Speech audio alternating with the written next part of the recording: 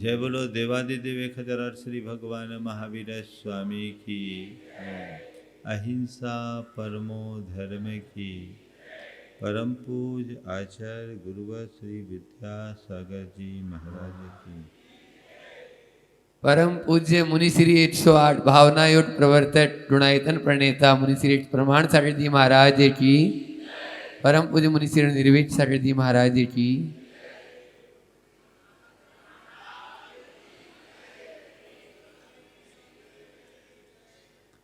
एक नगर के उद्यान में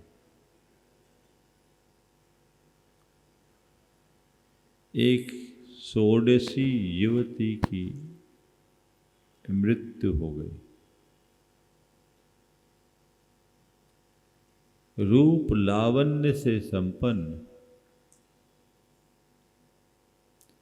उस युवती की आकस्मिक मृत्यु को देखकर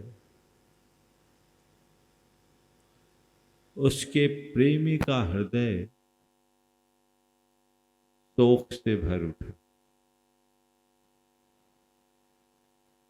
वहीं एक कवि था, वह उसकी रूप राशि को देखकर मुग्ध हो उठा और कविता में उसके रूप लावण्य का वर्णन कर एक बेश्या की नजर उस पर पड़ी तो उसने कहा, हाय ये भरी जवानी में चले गई, काश मुझे मिल जाती तो मैं इससे अपार धन कमा। वहीं एक संत की दृष्टि उस पर और उनके मुख से निकला, हाय इसका जीवन यूं ही चला गया, काश ये संयम की राह अपनाई होती तो इसका जीवन तर गया होता। घटना एक है लेकिन प्रतिक्रिया अलग। जिसका जैसा दृष्टिकोण वो चीजों को उसी अनुरूप लेता है। हमारे जीवन में भी बहुत सारी चीजें घटती है। जीवन में घटने वाली घटनाओं को हम टाल नहीं सकते, वो एक संयोग है और संयोग के अनुसार घटनाएं घटती है, पर उन घटित घटनाओं की प्रतिक्रिया हमारे सोच पर निर्भर करती है। जैसी हमारी सोच होगी हम वैसी ही प्रतिक्रिया देंगे और जैसी प्रतिक्रिया होगी वैसी हमारी परिणति होगी। यदि प्रतिक्रिया सकारात्मक है तो हमें प्रसन्नता से भरेगी और प्रतिक्रिया के नकारात्मक होने में हमारा मन खिन्न होगा।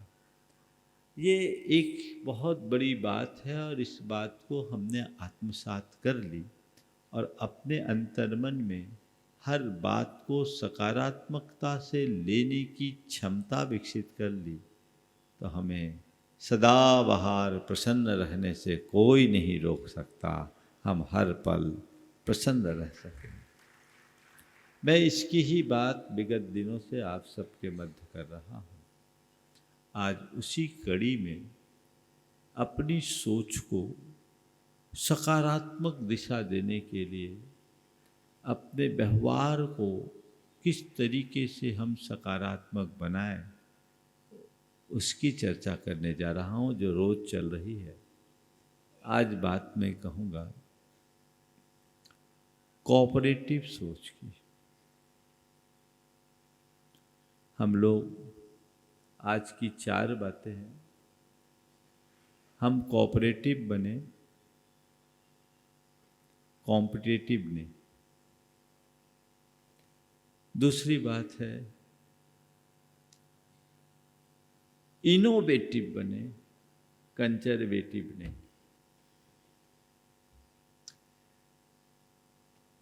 हम अगर नकारात्मकता की दृष्टि से देखते हैं तो कॉम्पिटिटिव वृत्ति हमें एक नकारात्मक दिशा में ले जाती है। और कुछ लोग हैं जो बहुत कंजर्वेटिव मानसिकता से जुड़े होते हैं, रूढ़िवादी, दकियानुसी, परंपरागत, जिद्दी। ये जो हमारी मनोवृत्ति है, ये हमारे जीवन को पूरी तरह बिगाड़ देती है, हमारे जीवन की आंतरिक समरसता को छिन्न भिन्न कर देती है। सबसे पहले हम देखें कि मेरा स्वभाव कैसा है, मैं कोऑपरेटिव नेचर का हूँ या नहीं, मैं एक दूसरे को कोऑपरेट करना चाहता हूँ कि नहीं। कोऑपरेटिव होने का मतलब है मिलकर चलना, कोऑपरेट करें, कोलैबोरेट करें, मिलकर चले, मिलाकर चले। हमारी प्रवृत्ति सहयोग आत्मक होनी चाहिए। आप अपने अंदर झांक कर देखिए, घर परिवार या जीवन व्यवहार में, चाहे वो समाज का क्षेत्र हो अथवा धर्म क्षेत्र, हमारी सोच कैसी है। कहीं कोई स्थिति बनती है तो वहाँ सहयोग करने का भाव होता है या अलग थलग रहने का भाव होता है। यदि आपके अंदर सद्भाव होगा तो आपकी सोच नियमतः कोऑपरेटिव होगी, और यदि आपकी अंदर असद्भाव होगा तो आप केवल अपने मतलब से मतलब रखने वाले होंगे। अपने मन से पूछो, तुम्हारे साथ रहने वाले को तुम सहयोग करना पसंद करते हो या असहयोग? उसे आगे बढ़ाने की भावना रखते हो या पीछे धकेलने की वृत्ति है? यदि सोच सकारात्मक होगी तो तुम्हारा एक ही मन होगा कि हम सबको आगे बढ़ाएं। बड़ी सोच का बड़ा जादू होता है, बड़ी सोच का बड़ा जादू होता है। अगर आप एक दूसरे के प्रति सद्भाव रखोगे तो हमेशा बड़ा सोचोगे, उसका सहयोग करोगे, कभी किसी को कमतर नहीं आंकोगे। चाहे आप घर परिवार की बात करो, व्यापार व्यवसाय की बात करो, धर्म क्षेत्र, समाज क्षेत्र या जीवन व्यवहार के किसी भी क्षेत्र में जाओ, और यही सोच आपको आगे बढ़ाती है। सुशीला जी यहाँ बैठी है, एक प्रसंग बताना चाहूँगा। मैं इनके एक माइंस में गया, जबलपुर के पास मझौली, जहाँ से इनने मंडर वार्बल की शुरुआत की थी, सन 2002 की बात। जब मैं वहाँ गया 2004 में, तो वहाँ मैंने देखा सैकड़ों कर्मचारी, बल्कि हजारों थे। 2 दिन हमारा वहाँ प्रवास था, पर एक बार भी सायरन नहीं बजा, सायरन नहीं बजा। और 1 घंटे के प्रवचन के लिए सबको बाकायदा छुट्टी दी गई और सारा काम बंद करके लोग हमारे प्रवचन में आए। ऑफ टाइम में ऐसे भी आते थे। मैंने वहाँ के एक चतुर्थ श्रेणी के कर्मचारी से पूछा, क्या बात है, तुम्हारे यहाँ सायरन नहीं बजती? उस व्यक्ति ने जो बात कही सुनकर मजा आ गया। उसने कहा, महाराज, हम जिस मालिक के लिए जीते हैं वो मालिक हमारे लिए मरता है, सायरन बजाने की क्या बात। किसी उद्योगपति के विषय में यदि उसके यहाँ काम करने वाला चतुर्थ श्रेणी का व्यक्ति ये कहता है तो इसे मैं एक बहुत बड़ी उपलब्धि के रूप में देखता हूँ। उसने आगे कहा, बोला, महाराज, हम लोगों को यहाँ खाने की, पीने की, रहने की बड़ी अच्छी सुविधा है। हर महीने 5 दिन की छुट्टी मिलती है और जो राजस्थान के उनको 2 दिन आने जाने की एक्स्ट्रा, लोकल को 5 दिन की छुट्टी घर जाना ही है। और महाराज जी, हम लोग तो अपने रूम में बोर हो जाते हैं। हम लोग देखते हैं, एक ही चीज़ सोचते हैं, हम कंपनी से, कंपनी हमसे है। हम जितना काम करते हैं कंपनी को उतना प्रॉफिट होता है और कंपनी को जितना प्रॉफिट होता है हमको उतना बोनस मिलता है। मैंने बाद में अशोक जी से पूछा तो अशोक जी ने बहुत अच्छी बात कही। बोले, महाराज जी, जो व्यक्ति 5 दिन अपने बीवी बच्चों के साथ रहेगा वो 25 दिन अच्छे से काम कर पाएगा। जो अपने बीवी बच्चों के साथ नहीं रहेगा वो काम कैसे करेगा? बीवी बच्चों के लिए तो काम करता है। ऐसी सोच अपने मन में झांक कर देखिए। आप अपने यहाँ काम करने वालों के प्रति क्या सोचते हो? वो आपका सहयोग कर रहा है, आप उसके सहयोग के लिए कितने खड़े हो? जितने भी ऊंचाई का स्पर्श करने वाले लोग हैं उनके निकट जाकर आप देखोगे तो आप ये पाओगे कि उनके सोच का स्तर ऊंचा है। ध्यान रखना, व्यक्ति अपने रूप, रंग और बाह्य समृद्धि से ऊंचा नहीं उठता। व्यक्ति अपनी सोच से ऊंचाई का स्पर्श करता है। एक जगह एक मेला लगा हुआ था। मेले में एक गुब्बारा बेचने वाला गुब्बारा बेच रहा था। रंग बिरंगे गुब्बारे थे और रंग बिरंगे गुब्बारों में लाल, पीले, सफेद, नीले के साथ काले रंग का भी गुब्बारा था। एक छोटा सा बच्चा जो काला था,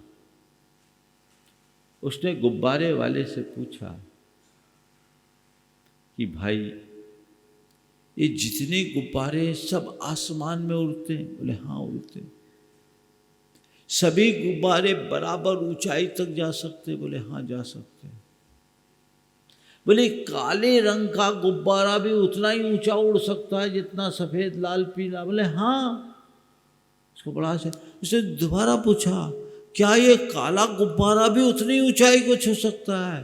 तो उस गुब्बारे बेचने वाले ने कहा, बेटा, ये गुब्बारे अपने रंग के कारण नहीं उड़ते। बेटे, ये गुब्बारे अपने रंग के कारण नहीं उड़ते। गुब्बारे इसमें भरी हुई हीलियम गैस की तरंग के कारण उड़ते हैं। ये बात उस बच्चे के हृदय में बैठ गई कि ऊंचाई के लिए रंग नहीं, हमारे विचारों की तरंग चाहिए। और ये बात उसके हृदय में बैठी, उसे पकड़कर वो आगे बढ़ा और वो बच्चा और कोई नहीं था, दक्षिण अफ्रीका का गांधी कहलाने वाला नेल्सन मंडेला था।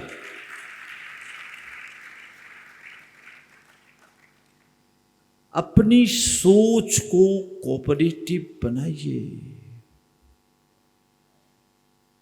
हर किसी का सहयोग करने की बात कीजिए, हर किसी का समादर करने की बात कीजिए, हर किसी से सौहार्द रखने की सोचिए और हर किसी के साथ सद्भाव रखने की बात कीजिए।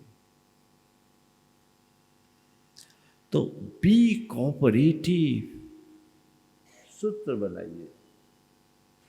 मुझे कोऑपरेट करना है, सहयोग करना है, मिलकर रहना है, साथ देना है और साथ रहना है।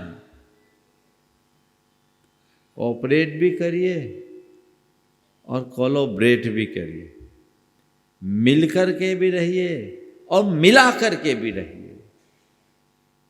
देखिए, मिलकर रहने में, मिलाकर रहने में आनंद है और अलग थलग रहने से, सेपरेट रहने से नुकसान है। कैसे? एक बार पानी दूध के पास गया और पानी ने दूध से निवेदन किया कि भैया, मुझे कोई पूछता नहीं, तुम्हारा बड़ा मूल्य है, यदि तुम मुझे जगह दे दोगे तो मेरी भी कीमत बढ़ जाएगी। दूध ने कहा कोई बात नहीं भाई, अपन भाई भाई है, आ जाओ, अपन साथ रहेंगे। दूध ने पानी का आत्मीय स्वागत किया, पानी दूध में गया, दूध ने पानी को अपने में मिला लिया और पानी दूध में मिल गया। थोड़ी देर में देखते ही देखते दूध और पानी मिलकर एक मेक हो गए। हलवाई ने दूध को भट्टी में चढ़ाया, दूध तपने लगा तो पानी ने कहा, जिसने मुझे शरण दी, मेरे रहते वो तपे, ये मुझे स्वीकार नहीं, इसलिए पहले मैं तपूंगा बाद में दूध। पहले मैं तपूंगा बाद में दूध। जब पानी तपने लगा तो दूध ने सोचा, जिसको मैंने शरण दी वो मेरे रहते तपे, ये ठीक नहीं। ये आग दूध पानी को मेरे मित्र को तपा रही है, मैं इस आग को बुझा के छोड़ूंगा। और दूध उबल गया। दूध आग को बुझाने के लिए उबल गया। दूध को उबलता देख हलवाई की दृष्टि पड़ी और उसने एक चुल्लू पानी उस दूध में डाला। दूध ने कहा, मेरा मित्र सुरक्षित है, ठंडा हो गया। दूध ठंडा हो। ये दूध और पानी का एक दूसरे में मिलकर और मिलाकर रहने का उदाहरण। ये कोऑपरेट और कोलैबोरेट होने का लक्षण। पर दूसरी ओर एक दिन वही पानी तेल के पास गया और तेल से कहा, तेल भाई, तुम्हारी बड़ी कीमत है, लोग हमको कोई मूल्य नहीं देते, एक थोड़ी सी जगह दे दो तो बड़ी कृपा होगी। तेल ने कहा, तेरी औकात कहाँ जो मेरे साथ रहेगा। अरे भैया, मालूम है तुम बहुत बड़े, थोड़ी जगह दे दो, मैं तो चरणों में भी रहने को तैयार हूं। बोले ठीक है, आजा, मेरे चरणों में रहना पड़ेगा।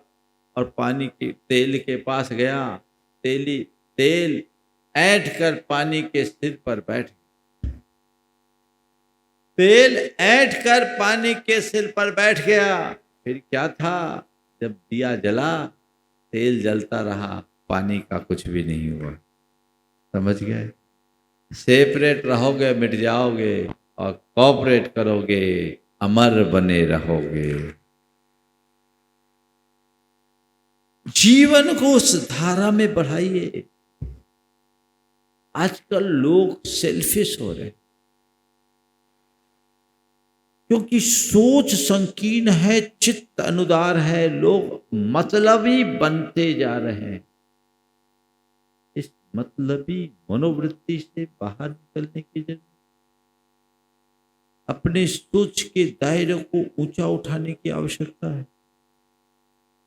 कोऑपरेट करिए, सहयोग करिए, एक दूसरे के साथ रहिए, एक दूसरे का साथ निभाइए।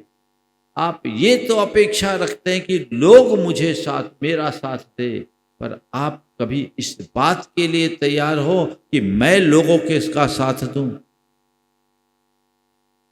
ध्यान रख, कोई मेरा साथ दे, मेरे साथ रहे, ये मेरे हाथ में नहीं। कोई मेरा साथ दे या मेरे साथ रहे, ये मेरे हाथ में नहीं है। मैं सबका साथ निभाऊं, ये तो मेरे हाथ में है। तय करो, आओ साथ निभाएं। मुझे साथ निभाना है, मुझे सहयोग देना है। इस सहयोग की भावना आपको आप आएगी बशर्ते तुम्हारे हृदय में प्रेम हो।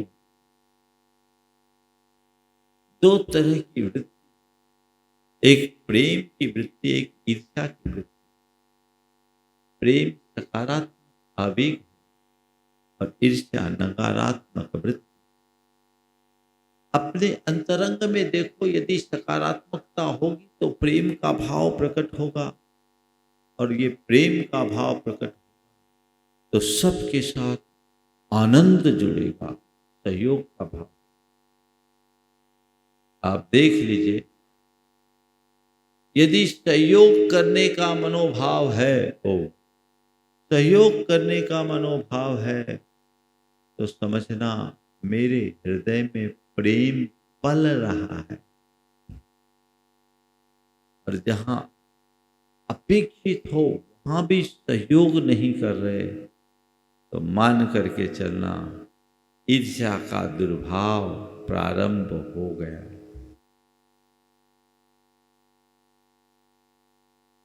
अपनापन चाहिए, सहयोग अपने आप होगा। सबके प्रति अपनापन। देखो, पैर में कांटा चुभता है, पैर में कांटा चुभा, माइंड ने मैसेज, तुरंत हाथ उस कांटे को निकालने में लग जाता है, लगता है। और जिस समय हाथ कांटे को निकालने के लिए तत्पर होता है, उस समय पूरा शरीर उस पैर के साथ रहता है, कांटे को निकालने में लगा है। नहीं अनुभव? क्या कांटा पांव में लगा है, मैसेज माइंड दे रहा है, निकालने को हाथ लगा है, और शरीर पूरा साथ खड़ा है। क्यों? क्योंकि माइंड कहता है पैर मेरा है, हाथ कहता है पैर मेरा है, शरीर का रोम रोम कहता है पैर मेरा है, उसको कांटा लगा है, तो हमें तुरंत हटाना ही है। किसी से पूछने की भी दरकार नहीं होती, एक पल में ऐसा हो जाता है। ऐसे ही जिस दिन तुम्हारे घर परिवार या तुम्हारे समाज के किसी व्यक्ति के लिए कोई कांटा लगे, तो तुम्हारा अंग अंग उसके साथ बढ़ जाना चाहिए, क्योंकि वो मेरा है, वो मेरा है, वो मेरा है। होता है? हाँ, उसका होता है, होने तो हमको क्या कर। किनारा काटने की मनोवृत्ति नहीं होनी चाहिए। किनारा मत काटो, सामने वाले को किनारे तक पहुंचाने के लिए आ गया, ऐसा कॉपरेशन होना चाहिए। जहां प्रेम होता है वहां लोग एक दूसरे को कोऑपरेट करते हैं, और कोऑपरेट करने का परिणाम क्या होता है मैं आपको कहना चाहूं। दो भाई, एक भाई अपने गृहनगर में अपना व्यवसाय संभालता, दूसरा भाई 20 बरस पहले एक महानगर में शिफ्ट होकर अपना कारोबार चला रहा।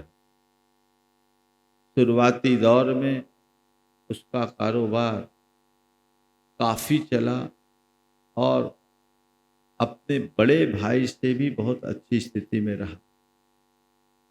समय बदला, से कुछ लॉसेस हुए और उसकी स्थिति बिगड़ गई। उसकी एक बेटी थी बड़े भाई के लिए 2 बेटे थे, बेटी नहीं। उस बेटी की शादी का समय आया और एक बड़े घराने से ऑफर। जब ऑफर आया, उसने इनकार कर दिया कि जिस घराने का ऑफर है, मेरी औकात ही नहीं कि मैं उस घर में संबंध कर, तो मैं कैसे कर सकता। ये सूचना बड़े भाई तक पहुंची। बड़े भाई ने छोटे भाई को फोन लगा, बोले क्यों भाई, क्या बात है, बेटी का संबंध आया, हमने सुना, बुलाया तो है। तो क्या हुआ? बोले मैंने इनकार कर दिया। क्यों? बोले भैया वो कहाँ, हम कहाँ, हम कर ही नहीं सकते। उसने कहा तूने ये निर्णय लिया कैसे? क्या वो बेटी केवल तेरी बेटी, मेरी बेटी नहीं? तुझे कुछ भी निर्णय करने से पहले एक बार मुझसे पूछ तो लिया होता। बोले भैया माफ़ करना, मैंने आपसे पूछा नहीं, लेकिन मुझे उचित नहीं लगा कि हम इस विषय में आपसे क्या मांगे और आपसे क्यों बोले। हमने कहा ठीक है, और कहीं साधारण घर में करते। बोले बिल्कुल नहीं, अब तुझे इस विषय में किसी से कोई बात नहीं करना, पूरी बात मैं करूँगा और शादी मैं करूँगा। वो बेटी अकेले तेरी नहीं, मेरी बेटी। उसने बात बढ़ाई और उसी घर में उसी लड़के से शादी हुई। शादी में उसने करोड़ों रुपया खर्च किया, खुद 15 दिन बैठकर पूरे के पूरे कार्यक्रम को संयोजित किया।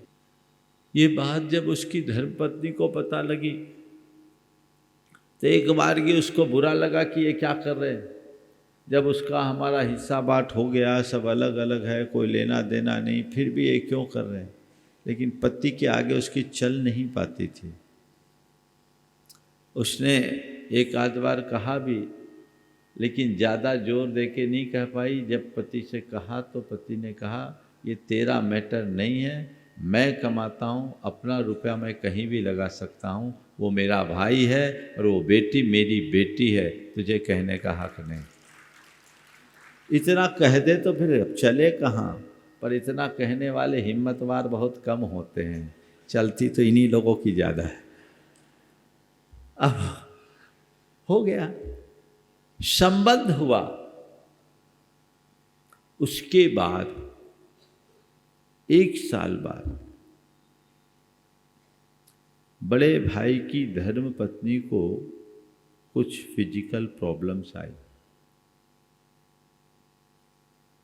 उसके ट्रीटमेंट के लिए उन्हें वहीं जाना पड़ा। इस स्थान का भी नाम बता देता, मुंबई जाके ट्रीटमेंट देना पड़ा। और मुंबई में उनको करीब 40 दिन रहना पड़ा। 40 दिन में देवर और देवरानी और उसके परिवार ने जो सेवा और समर्पण का भाव प्रकट किया, उससे वो अभिभूत हो गई। ठीक होकर आने के बाद उसने मुझसे कहा, परिवार के साथ आई, पूरी घटना बताई और कहा महाराज जब ये पैसे खर्च कर रहे थे मेरे मन को नहीं सुहा रहा था। जब पैसे खर्च कर रहे थे तो मेरे मन को सुहा नहीं रहा था, पर मैं मन मसोस के रह गई। पर वहाँ जाने के बाद इन लोगों ने मेरी जो सेवा की, मैं कह सकती हूँ कि इसका मूल्य मैं नहीं चुका सकती। और महाराज जी मुझे लगता है कि मैं जो ठीक हुई हूँ, इसमें इलाज का जितना स्थान है उससे कहीं ज़्यादा इनके सहयोग और प्रेम का स्थान है। इनका प्रेम नहीं मिला होता, इनका सहयोग नहीं मिला होता तो मैं इतनी जल्दी स्वस्थ नहीं होती। आप कभी इस तरीके से सोच सकते हैं? बोलिए, सोच सकते हैं कि नहीं? बोलो। सोच तो सकते हैं पर सोचते नहीं, यही है ना? क्या महाराज कह रहे उसके लिए भी पूछना पड़ेगा। यही परिवर्तन चाहिए। दृष्टिकोण को बदलिए। ध्यान रखिए, जब तक आप वस्तुनिष्ठ बन करके जिएंगे, आपकी परिणति नकारात्मक होगी। आपके लिए पैसा और पदार्थ ही प्रमुख होगा। और जब व्यक्तिनिष्ठ होंगे तो आपके लिए प्रेम और आत्मीयता की प्रमुखता होगी। आपको तय करना है, हम पैसे और पदार्थ को प्रमुखता दें या प्रेम और आत्मीयता को। जीवन का आनंद पैसों में नहीं, पदार्थ में नहीं। जीवन का आनंद तो आंतरिक प्रेम, आत्मीयता, स्नेह और प्रगाढ़ता में है, जिसे हमें विकसित करना चाहिए। तो हमें कोऑपरेटिव बनना है, कॉम्पिटिटिव नहीं, प्रतिस्पर्धा नहीं। किसी के साथ भी आप प्रतिस्पर्धी नहीं, प्रतिद्वंदी बन जाते हैं। उस मनोवृत्ति से अपने आप को बाहर निकालिए। ये हमारे जीवन के लिए एक बहुत बड़ा अवरोध है। अगर आपकी सोच कोऑपरेटिव होगी तो आपका चित्त सदैव उदार बना रहेगा, और हृदय में उदारता होगी तो प्रसन्नता रहेगी। आपके चित्त में क्रोध, क्षोभ, मोह और अभिमान जैसी दुर्बलताएं हावी नहीं होगी। ईर्ष्या जैसा दुर्गुण आपके हृदय में पनप नहीं पाएगा। इसके विरुद्ध यदि आप कॉम्पिटिटिव नेचर को अपनाएंगे तो आपकी मानसिकता अत्यंत संकीर्ण होगी। आपके हृदय में स्वार्थपरता की भावना बढ़ेगी और आपका चित्त ईर्ष्या और मात्सर्य से भर उठेगा, जो हमारे जीवन को छोटा बनाता है। बचिए। गुरुदेव का एक बहुत अच्छा हाइकू है, ईर्ष्या क्यों करूं, ईर्ष्या तो बड़ों से हो, छोटा क्यों बनूं। ईर्ष्या क्यों करूं, ईर्ष्या तो बड़ों से हो, छोटा क्यों बनूं। बहुत कुछ कह गए, समझ रहे बात।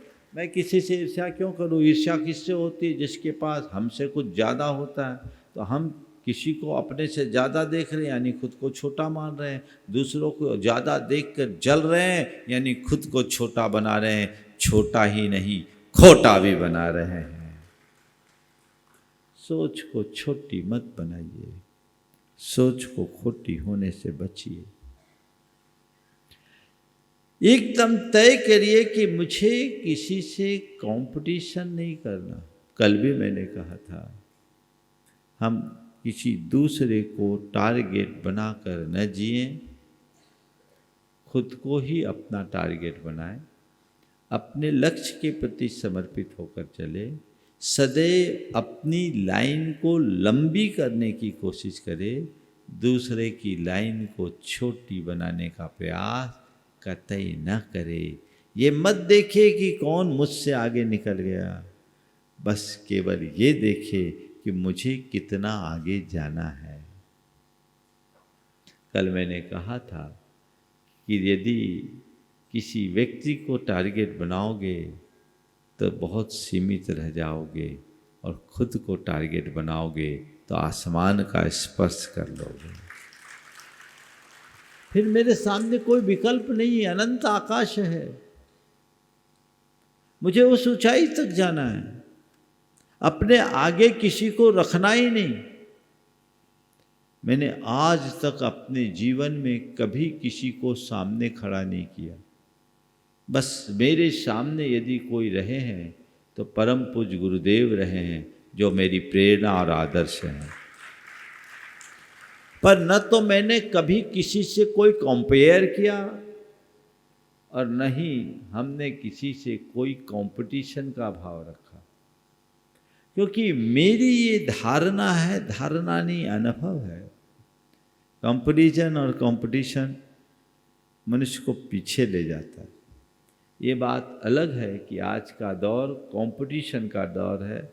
मनुष्य जीवन के प्रारंभ से ही कंपटीशन में लग जाता है, लेकिन मैं अंततः इसका परिणाम बुरा मानता हूँ। कंपटीशन के बारे में कभी विस्तार से आपसे चर्चा करूँगा। आज जितनी भी आत्महत्या की घटनाएं हमको देखने और सुनने को मिल रही है, वो कंपटीशन के कारण है। ये कंपटीशन हमारे जीवन को किस भांति तहस नहस कर देता है, इसकी चर्चा पूरी तरह एक सत्र में आप सबसे करूँगा। अभी तो मैं केवल ये बोल रहा हूँ, कोऑपरेटिव बनना है। और थोड़ा सोचिए, हमारा जो ये जीवन बना है, ये अपने आप बना है क्या? बोलो, नहीं ना। हम यहाँ तक पहुँचे, इसमें कईयों का योगदान है कि नहीं? कईयों का सहयोग है कि नहीं? कईयों के कॉपरेशन से हम यहाँ तक पहुँचे कि नहीं? थोड़ा पीछे जाएं। किसका किसका कॉपरेशन? सबसे पहले माँ बाप का, उनने हमें जन्म दिया, जीवन दिया, संस्कार दिया, ये कॉपरेशन है कि नहीं? दूसरा समाज का, समाज का है कि नहीं? अगर समाज हमारे साथ नहीं होती और समाज का दबाव नहीं होता, सामाजिक संस्कार और सरोकार नहीं मिलते, तो क्या होता? लुच्चे लफंगे की तरह जीते, आवारा अपराधी बन करके होते, मवालियों जैसा जीवन होता। आज एक सब सुसंस्कारित नागरिक की तरह जी रहे हैं। क्या इसमें समाज का सहयोग नहीं है कि नहीं है? अगर हिसाब लगाओगे तो न जाने कितने कितने का सहयोग है। तो जब सबके सहयोग से हम यहाँ तक खड़े हैं, तो सबका सहयोग करने का दायित्व भी तो हमारा बनता है। इसलिए बी कोऑपरेटिव, सहयोग करने की मनोवृत्ति जगाइए। अगर ऐसा नहीं करते तो आप अपने जीवन को संकुचित बनाएंगे। फिर दूसरी बात, कंजर्वेटिव न बने।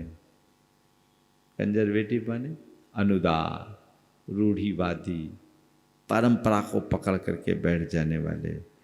और मैं एक दूसरा अर्थ लेता हूँ, जिद्दी। कुछ लोग होते हैं, उनका माइंडसेट बिल्कुल अलग होता है। जो कह दिया सो कह दिया, नो कॉम्प्रोमाइज होता है। इससे बड़ी अव्यवस्था होती है।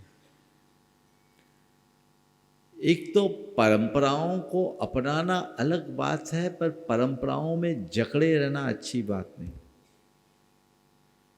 समझ गए? दकियानुसीपन से बचिए। दकियानुसीपन ना आपके व्यवहार में होना चाहिए, ना बर्ताव। ओपन माइंड होना चाहिए, खुलापन होना चाहिए। जहाँ अच्छाई है उसको अपनाने के लिए तैयार होना चाहिए, और जो बुराई है उसे छोड़ने के लिए तत्पर होना चाहिए। जिनकी सोच इतनी व्यापक होती है वही अपना विकास कर पाते हैं। अच्छाइयों को अपनाने में संकोच नहीं, और बुराइयों को त्यागने में एक पल का विलंब नहीं। लेकिन जो इस तरह से पकड़ने वाले लोग होते हैं, जानने समझने के बाद भी मैं कैसे छोड़ूं और कैसे अपनाऊं, ये जब तक चलते रहेगा तुम जहां के तहां पड़े रहोगे। एक बात सदैव ध्यान रखना, विकास तभी होता है जब हम अपने आप को बदलने को तैयार हों। बीज मिटता है तब उसमें अंकुरित होता है, और बीज से वृक्ष तक की संपूर्ण प्रक्रिया परिवर्तन की प्रक्रिया है। यदि परिवर्तन न हो तो बीज वृक्ष नहीं बन सकता, उसमें फल नहीं लग सकते। अपने जीवन को सफल बनाना चाहते हो तो परिवर्तन के लिए तैयार रहो। बिना परिवर्तन के उद्धार नहीं होता। बदलाव चाहिए, बदलाव। इसलिए मैं अक्सर कहता हूं, परंपरावादी मत बनिए, जीवन को प्रगतिशील बनाइए, आगे बढ़िए, मौलिकता को हाथ में रखिए। पारंपरिक बनने की जगह मौलिक बने। पारंपरिक बनोगे तो लोगों की प्रशंसा मिलेगी, और मौलिक बनोगे तो स्वयं की प्रशंसा पाओ। परंपरा में केवल एक तदर्थवाद है, अनुकरण है, और मौलिकता में विकास है, उन्नति। तो बदलाव के लिए जहां जो आवश्यक और अपेक्षित है, तैयार होना चाहिए। प्रवृत्ति में, स्वभाव में आवश्यकता अनुरूप परिवर्तन के लिए तैयार रहिए, और व्यवहार में भी अड़ने की प्रवृत्ति से बचिए। जहां जो आवश्यक और अपेक्षित है, उसे तत्परता से लाने की कोशिश कीजिए। अगर आपकी सोच ठीक हो तो ठीक होगी, पर कंजर्वेटिव बने रहोगे तो कुछ नहीं होगा। लिबरल रहो, ठीक है, चलता है। और आजकल मैं देखता हूं, आप घर परिवार में तो बहुत लिबरल हो जाते हो, पर जब धर्म क्षेत्र में आते हो, समाज क्षेत्र में आते हो, वहाँ आपको क्या हो जाता है? वहाँ कोई भी कॉम्प्रोमाइज़ नहीं। और मुझे तो दिखता है जिनकी घर में नहीं चलती, वही अपनी समाज में चलाने की कोशिश करते हैं। धंधे पर बेटे ने कब्जा कर लिया और घर की व्यवस्था में बहू जम गई। अब क्या हो गया? वहाँ बेकार हो गए, सो यहाँ अपनी दुकान चला। इस मनोवृत्ति से बाहर आइए। सोच को बाहर रखेंगे, बड़ी रखेंगे, तो जीवन हमारा अच्छा होगा। बस इसी पर हमें काम करना है। और पूरे चातुर्मास में एक ही काम करने के प्रयास में रहूँगा कि सबकी सोच में बदलाव आ जाए। सोच बदल जाए तो जीवन बदलता है, हमें ध्यान में रखना है। इस स्वभाव के साथ यहीं पर विराम। बोलिए अहिंसा परमो धर्म।